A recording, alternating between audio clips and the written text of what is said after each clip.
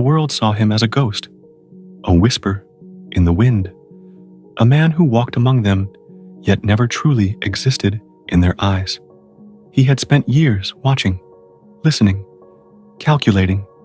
Society had written his story before he ever got a chance to hold the pen. To them, he was invisible, insignificant. But what they didn't know, what no one ever cared to ask, was the hell he had lived through. And now it was his turn to write his own ending. The city pulsed with life, its neon lights reflecting off the wet pavement like shattered glass. Cars rushed by, their headlights piercing the darkness, but no one noticed the man standing in the alley, watching, waiting. His name didn't matter, not anymore. Names were for people who had a place in the world, people with families, with love, with purpose. He had none of that, not since they took everything from him. He clenched his fists, the scars on his knuckles, burning like old wounds, reopened. The night was alive with the chatter of people who never once wondered about the man in the shadows. They didn't know the pain he carried, the fire that had scorched his soul, the betrayal that had turned his heart into something cold and unrecognizable. They had stolen his life, and now he would steal theirs. It started years ago, in a time when he still believed in people, a time when he had dreams, when he thought loyalty meant something. He had been young, full of promise, a mind sharper than most, and he had trusted the wrong people. They had taken him in, called him one of their own, fed him lies, wrapped in pretty words. He had been loyal, more than loyal. He had bled for them, sacrificed for them, and when the time came, they discarded him like garbage. First, they took his reputation, spreading rumors that turned friends into enemies. Then they took his freedom, setting him up for a crime he didn't commit. By the time he got out, there was nothing left of the man he used to be. His family was gone.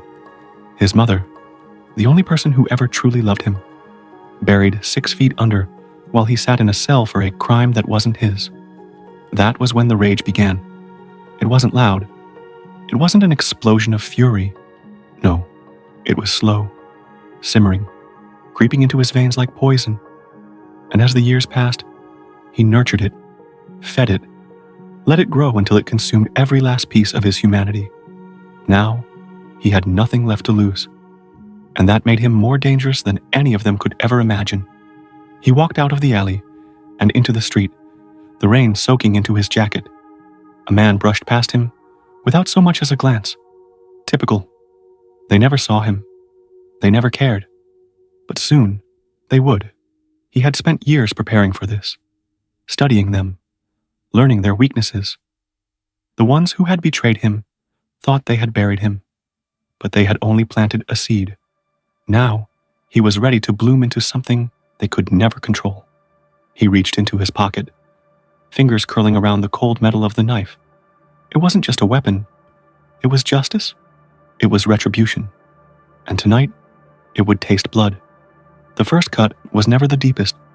It was the hesitation before the blade touched skin, the last moment of restraint before crossing into the point of no return.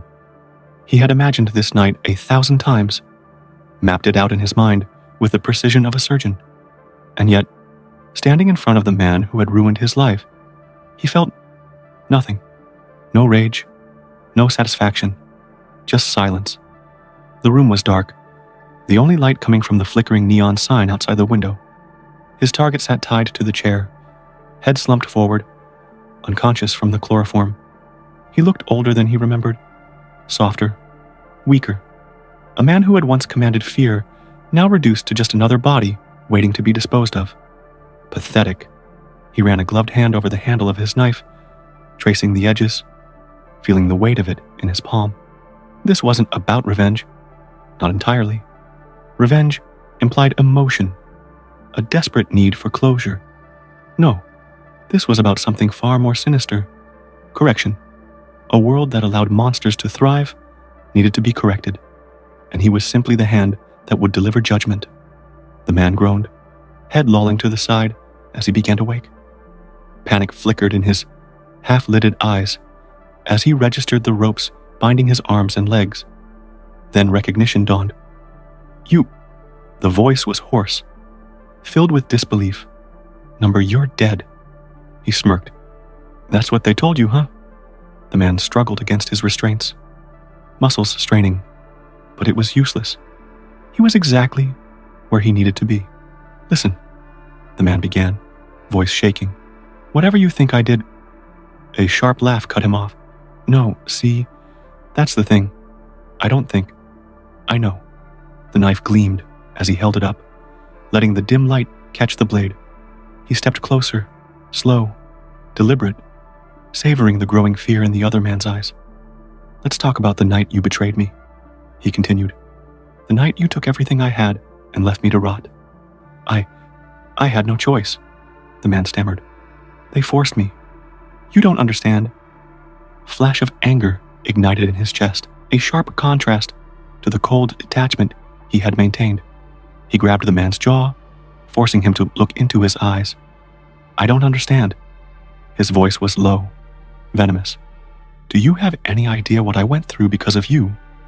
The man whimpered, shaking his head. Of course he didn't. None of them ever did. They moved on with their lives, while he drowned in the wreckage they left behind. His grip tightened. You watched them drag me away.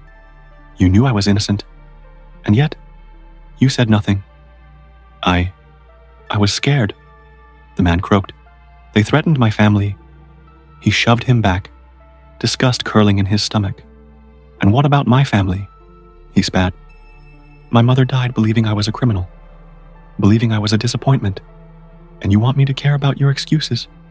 Tears welled up in the man's eyes now. But it was too late for regrets, too late for apologies. He pressed the blade to the man's throat, just enough to draw a thin line of blood. Please, the man whimpered. You don't have to do this. He tilted his head. And yet, here we are. For a moment, he considered dragging it out, making him feel every ounce of pain he had endured. But there was no pleasure in this, no thrill. This wasn't about him. This was about balance. The blade slid across the man's throat in one smooth motion. There was a gurgle, a sharp inhale, and then silence. He stepped back, watching as the life drained from the man's eyes. There was no satisfaction, no relief, just the same quiet void that had lived inside him for years. One down. He turned, wiping the blade clean before slipping it back into his pocket. The first cut was never the deepest, but the next one would be, because he wasn't done. Not yet. This was only the beginning. The blood was still warm on his gloves. It dripped down in slow, lazy drops, staining the floor beneath him. He stood there for a moment, staring at the lifeless body slumped in the chair. The man's eyes were still open, frozen in that last moment of terror, regret, and disbelief. It was a familiar look, one he had seen before, and one he would see again. The air in the room was thick with death, but he had no time to linger. He had done what he came to do. The first correction, the first domino, in a long calculated sequence. He moved swiftly, pulling a folded cloth from his pocket and wiping the blade clean with meticulous precision. This wasn't about rage. Rage was messy. It clouded judgment. He wasn't some reckless fool seeking revenge. He was something far worse. He was a man with a plan. And he wasn't done. By the time he stepped out into the cold night, the streets were empty. A slight drizzle had begun to fall, coating the pavement in a thin sheen of water. He walked at a steady pace, unhurried, blending into the shadows, like he belonged there. And in a way he did, because he wasn't just another man walking through the city. He was a ghost, a forgotten name, a whispered story, a mistake they thought they had buried. But mistakes have a way of clawing their way back to the surface. He reached into his pocket, pulling out his phone. A single message flashed on the screen. Done? His lips curled into a faint smile as he typed back, "One down." A reply came almost instantly. 2 left. He slipped the phone away, stepping onto the curb as a black car rolled to a stop in front of him. The tinted window slid down just enough to reveal a familiar face. A man in a suit, expression unreadable. "Get in."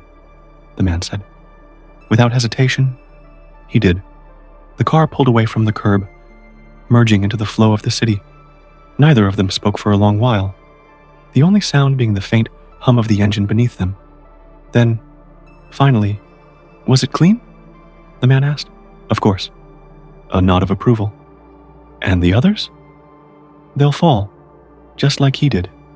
The man exhaled, glancing at him in the dim light. "You don't have to do this, you know." He turned his head slightly, amusement flickering in his cold eyes. "Yes, I do." The man didn't argue. He knew better than to try. This wasn't about choice. This was about inevitability. The next one was easier. It always was. A man who had once held a position of power, now nothing more than a target on a list. The kind of man who sat in high-rise offices, believing himself untouchable. That illusion shattered the moment he woke up, bound to a chair in a room with no windows. This one didn't beg. He was too proud for that. Instead, he glared, defiant, furious, as if he had any power left. "You think killing me will fix what happened to you?" the man sneered. He smirked. "Number, but it will fix what happens next." The man narrowed his eyes. "You're insane." He pressed the tip of the blade against his chest, watching as realization dawned, the first flicker of real fear. "No," he murmured. "I'm inevitable." The knife slid in, clean and swift. A sharp inhale, a gurgle, a twitch, and then silence. 2 down, 1 left. The final target was different, because this time, the target wasn't just a man. It was the architect, the mastermind, the one who had orchestrated everything. And this time, there would be no chair, no quiet room, no slow, calculated punishment. Number this one had to suffer. This one had to feel every ounce of pain he had felt. And he would make sure of it, because they thought they knew his hell. But they had no idea. And by the time he was finished, they never would.